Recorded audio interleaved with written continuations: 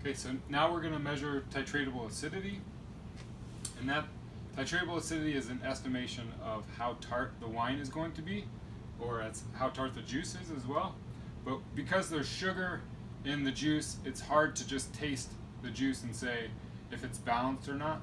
It's nice to have a quantification of how much acid is in the juice in order to give an idea of what it's going to taste like if it's completely dry, or no residual sugar when the alcoholic fermentation is completed.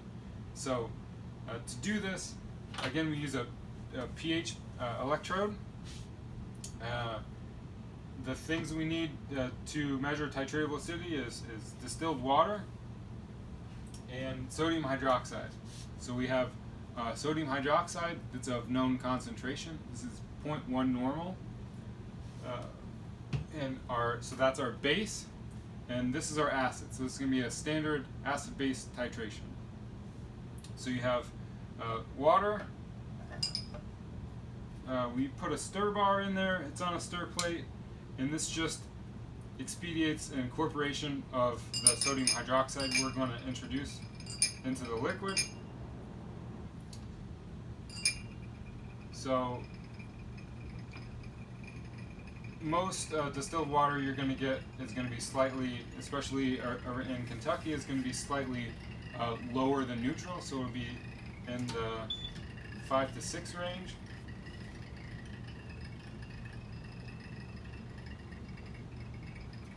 So you'll have to add just a little bit of sodium hydroxide to increase the pH to our starting point. We want the starting point to be around 8.2 to 8.5, just somewhere in that range.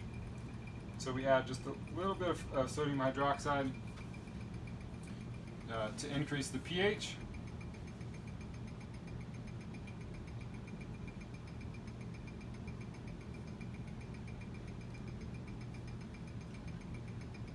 So that's increased it to within our range. Let's say our starting point is going to be 8.3. So we have 5 mLs of our juice, which is going to be acid, and that juice is going to drive the pH of the solution down.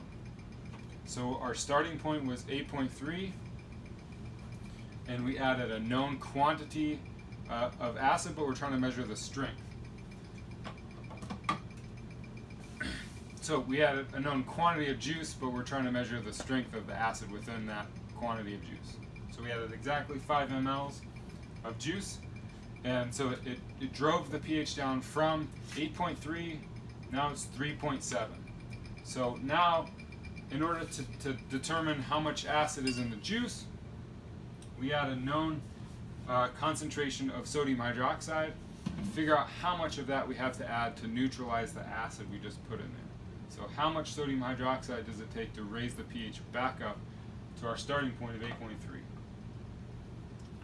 So we use self-leveling burette is nice for a lot of samples, but you can also use a pipette or a dropper if you have to.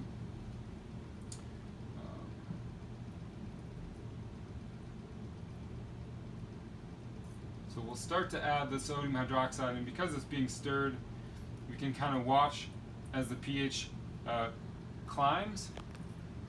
And as it gets closer to our starting point, we can add it a little bit more slowly. So right now we've added about 5 mLs. And that looks like I've gone a little too far.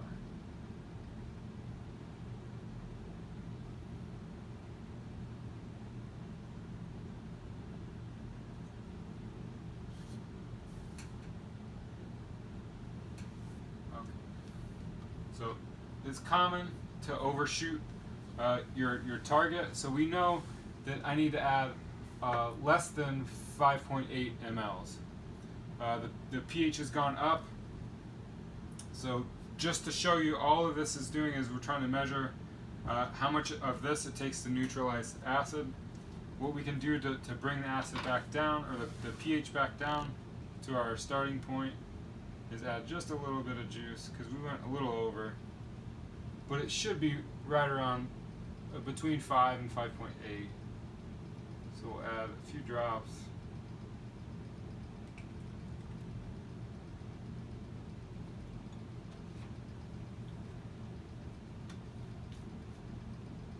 Okay. So that gets us back into our comfortable zone of 8.2 to 8.5. We'll re-zero, and now we'll measure 5 mLs of juice again.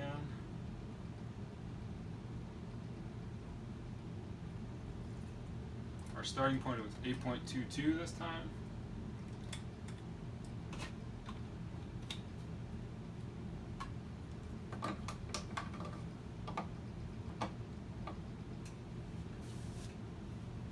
Okay, so I know I can add at least 4.5 mLs.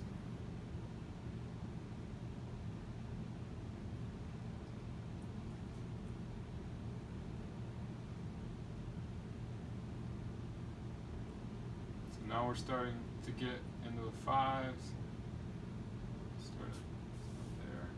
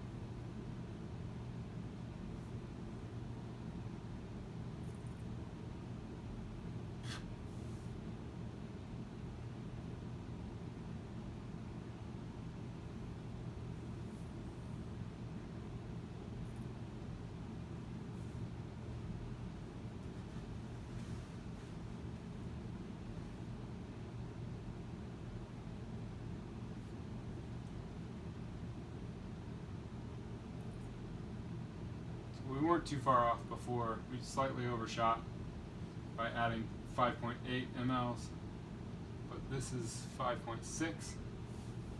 So because we know we have a known concentration of sodium hydroxide, and we added a known quantity of our juice, we can use a calculation that allows us to determine how much or what the strength of the acid is of the juice.